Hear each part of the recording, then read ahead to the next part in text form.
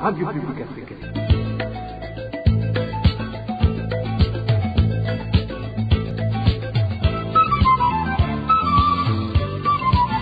Radio Publique Africaine.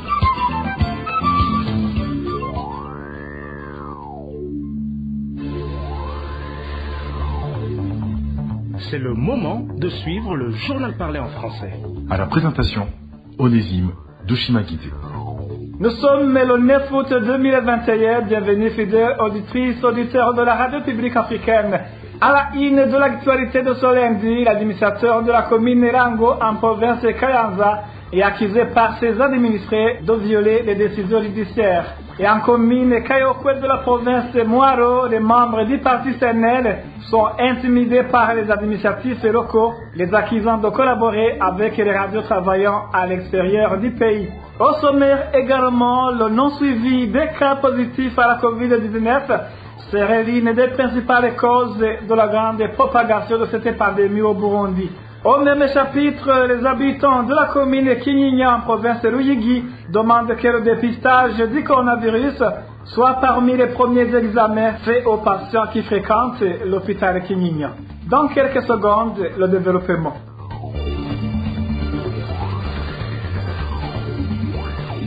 Merci d'avoir choisi la radio publique africaine. Je vous le disais dans le titre, l'administrateur de la commune Rango en province de Kayanza est accusé par ses administrés de violer les décisions judiciaires. Ce lundi, cette autorité a contredit la décision du parquet en arrêtant un habitant de la localité que le parquet venait de libérer. Le détail avec Elvis Nyomungé.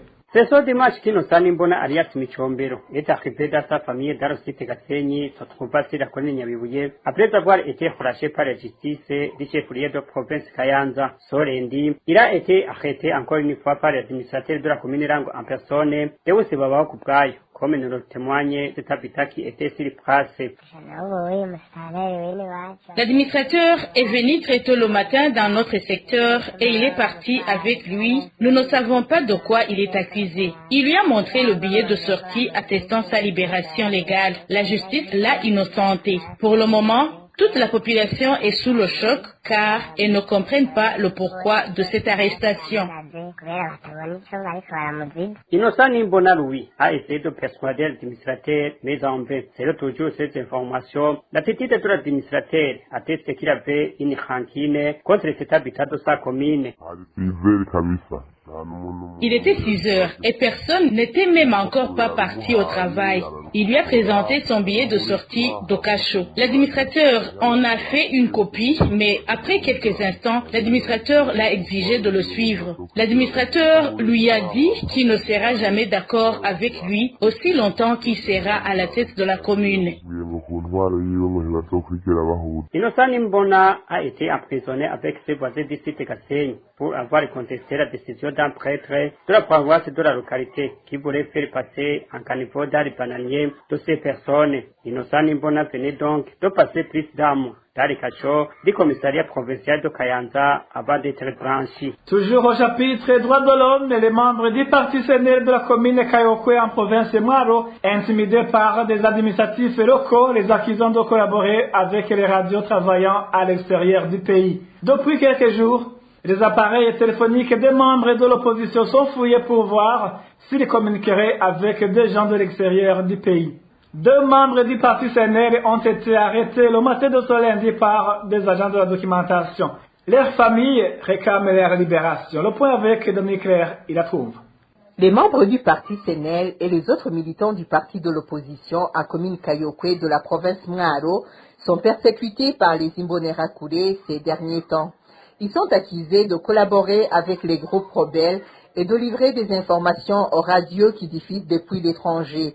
Notre source sur la colline Moussama de la commune Kayokwe indique que vers 8 heures de ce lundi, 2 membres du parti CNL nommés Lazan Dagizimana et son collègue Manila Kizamar, enseignants à l'Ecofo Rumanhimba, ont été arrêtés par les agents du service de renseignement puis conduits dans un endroit non identifié. Leurs familles demandent d'être informées de cet endroit et s'inquiètent de leur sécurité. Elles craignent que les 2 partisans du CNL sont torturés par ces agents de la documentation. Ces familles réclament surtout leur libération puisqu'ils sont victimes de simples suspicions. Les habitants de la commune Kayokwe font savoir que ces derniers jours, ils subissent des intimidations et menaces de la part des administratifs, selon lesquels quiconque sera attrapé en train d'écouter les radios qui diffusent depuis l'étranger sera sévèrement puni. À ce propos, nous n'avons pas pu joindre Honoré Hatungimana, administrateur de la commune Kayokwe. Merci à toi aussi, Danny Claire. Il a trouvé un certain nombre de détenus au cachot du commissariat de la police à Ngozi.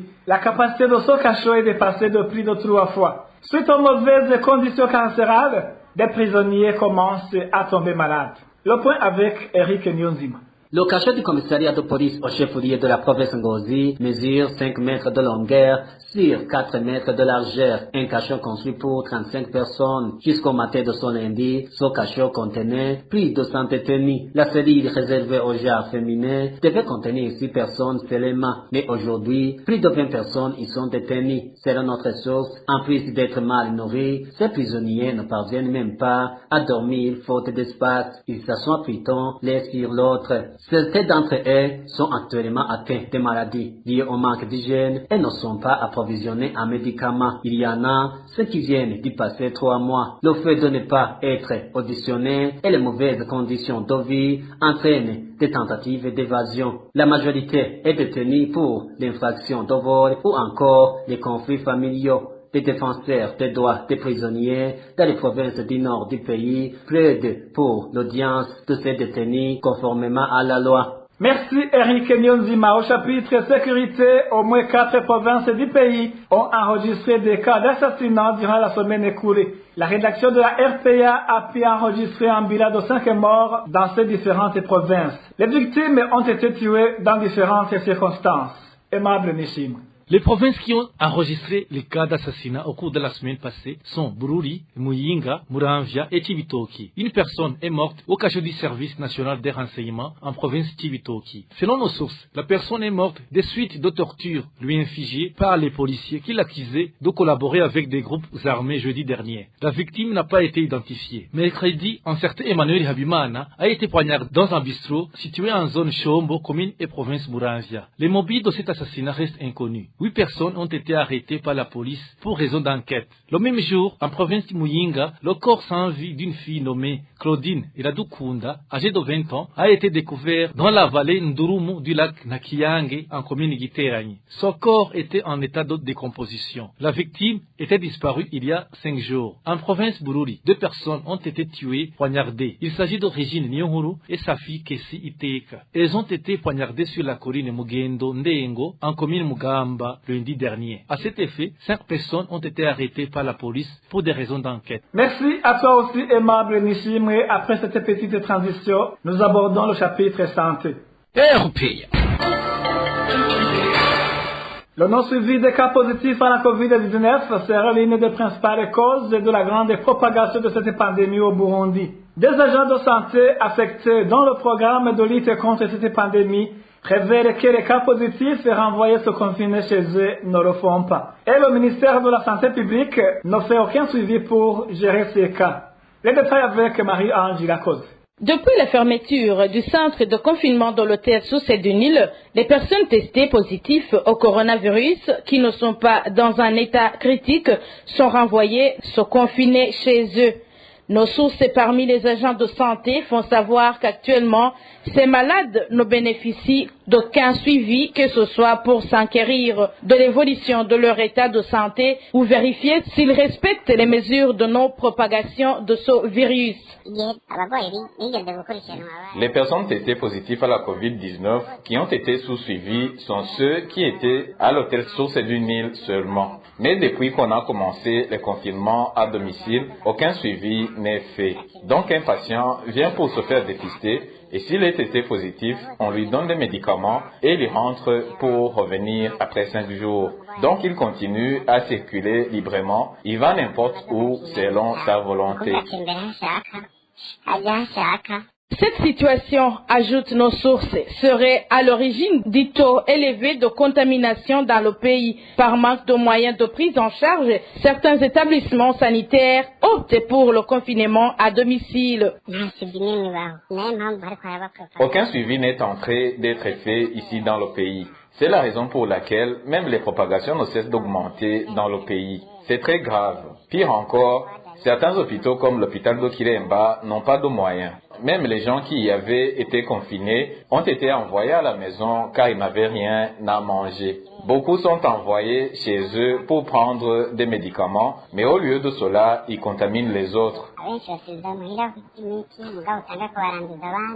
Le taux élevé de propagation de ce virus a commencé à se remarquer durant le mois dernier de juillet 2021. Les districts sanitaires du Nord, dont Kirundo et Kiremba, dans la province Ngozi, ont enregistré des cas positifs qui n'avaient jamais existé au Burundi. À ce propos, la rédaction de la RPA a contacté Gervais Ndirakobucha, le président du comité chargé de lutter contre la COVID-19 au niveau national, de même que Dr Tadende Koumana, ministre de la Santé, mais sans succès. Au même chapitre, les habitants de la commune Kinyinya en province de Ruyigi demandent que le dépistage du coronavirus soit parmi les premiers examens faits aux patients qui fréquentent l'hôpital Kinyinya.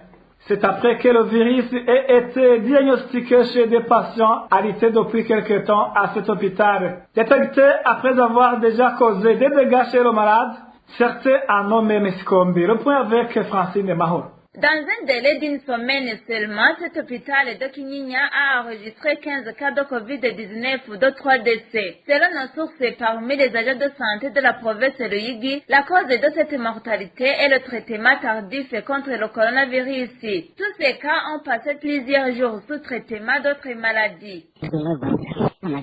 Dans une semaine, 15 personnes ont été testées positives à la COVID-19 et il a été confirmé que 3 parmi ces malades sont décédés dans ce même hôpital à cause de ce virus. Ils étaient dans un état critique sans pouvoir les soigner car tous ces malades l'ont su tardivement. Après avoir constaté que le traitement contre la malaria et d'autres maladies n'ont pas eu d'effet sur la santé de ces malades, et c'est là que ces médecins pensent à les faire dépister le coronavirus. Étant donné que les patients testés positifs à la COVID-19 venaient de passer plusieurs jours hospitalisés avec d'autres patients, les habitants de Kinyinya craignent une grande propagation de ce virus vu que les médecins ne font que le dépistage que chez les patients soupçonnés d'être infectés par le coronavirus. Le grand problème, c'est qu'il y avait auparavant un endroit isolé où les patients se faisaient dépister la COVID-19, mais aujourd'hui, ils viennent prendre les malades dans les chambres pour passer au test et constatent qu'ils sont infectés. Les autres malades craignent d'avoir été contaminés car ceux qui sont testés positifs au coronavirus venaient de passer des jours en contact avec les autres patients hospitalisés. Alors, nous nous demandons quel est l'état de notre santé car ils ne font même pas le dépistage de tous les malades, mais de ceux qui sont seulement soupçonnés d'avoir été contaminés. Les habitants de Kinyinya interpellent les responsables de cet hôpital de Kinyinya, les autorités sanitaires au niveau provincial, ainsi que les autorités administratives de Ruyigi de songer au dépistage de tous les patients avant d'être hospitalisés afin d'éviter la propagation de ce virus chez les autres patients. La communauté est-africaine devrait remplir les conditions exigées pour que les vaccins contre la COVID-19 soient produits. C'est ce qu'a déclaré le secrétaire général de cette communauté ce vendredi, Emile Niwasumba. La production locale des vaccins contre la COVID-19 est nécessaire, a déclaré ce vendredi le secrétaire général de l'EAC lors d'une table ronde des présidents directeurs généraux des entreprises à Nairobi. Il est nécessaire d'adopter une approche coordonnée pour gérer la pandémie. Selon Peter Matuki, la communauté est-africaine s'est engagée à donner la priorité au renforcement des partenariats entre les secteurs publics et privés d'une part et avec les États partenaires D'autre part, des partenariats visant à orienter les investissements conjoints dans la fabrication des vaccins dans la région. l'East African Community devrait fournir à sa population des vaccins, selon Dr Matuki, qui signale que les chauffeurs des camions transportant des marchandises à travers la région devraient figurer parmi les groupes prioritaires qui doivent être vaccinés. Le secrétaire général a également révélé que la communauté travaille sur l'élaboration d'un cadre harmonisé pour une réponse collective des États partenaires face à la Covid-19 par le biais de l'EABC, l'organe régional du secteur privé et du groupe de travail technique de l'EAC lancé au mois de juillet. La problématique des enfants de la rue a persisté au Burundi 4 ans après l'élaboration d'un plan de contingence opérationnel de réponse à cette situation. La crise socio-économique qui perdure au pays, accentuée par le contexte de la Covid-19, serait à l'origine de l'échec de cette initiative. Le point avec Roger Diveremech. Malgré les efforts déployés par les acteurs de la protection de l'enfant, le nombre des enfants en situation de la rue a continué à s'accroître. En 2017, un plan de réponse avait été mis au point dans le but d'apporter solution à ce phénomène qui s'était aggravé avec la crise politico-sécuritaire de 2015. Le plan de réintégration devrait couvrir autour de 2000 enfants en situation de la rue, principalement établis dans les provinces de Bujumbura, Meri, Ngodi, Kayanza et Rumongue, qui, selon le dit plan, fournissaient environ 70% des effectifs estimatifs. En avril 2018, les acteurs de protection des enfants, en collaboration avec les institutions coercitives telles la police, avaient essayé d'exécuter le plan de réintégration de ces enfants en situation de la rue dans des familles. D'après le ministère de la Solidarité, 3300 enfants en situation de la rue auraient été réintégrés dans les familles jusqu'en 2020. Ce plan de contingence financé à environ 500 millions de francs burundais comprenait des mesures de retrait des enfants en situation de la rue, de leur prise en charge transitoire et de réunification familiale. Cependant, il ne couvrait pas l'étape d'appui à la réinsertion scolaire, sociale et économique, censée être une suite logique du processus. D'autant plus que même les rapports systématiquement émis par l'UNICEF révèlent que les prix des aliments de base sont en forte hausse au Burundi. De ce fait, de plus en plus de familles ont du mal à nourrir correctement leurs enfants et certains prennent le chemin de la rue. Le Fonds monétaire international, FMI en sigle, de son côté, estime que l'économie du Burundi continuera à se contracter jusqu'à 7,2% en 2021, surtout avec le contexte de la Covid-19. Une situation qui constitue un lourd fardeau sur le budget de l'État et les services sociaux du pays et qui pousse le gouvernement à orienter les fonds vers d'autres priorités, peut-on lire dans les rapports de l'UNICEF. En définitive, le processus de réintégration des enfants amorcé depuis 2017 semble avoir essuyé un échec. Ces enfants chassés de la rue y reviennent toujours au galop et leur nombre ne cesse de s'accroître du jour au lendemain dans différentes villes du pays. Merci à toi aussi, Roger Diveremech. Merci, mesdames et messieurs, de nous avoir suivis. Ainsi s'achève cette édition. Prenez soin de vous. Au revoir.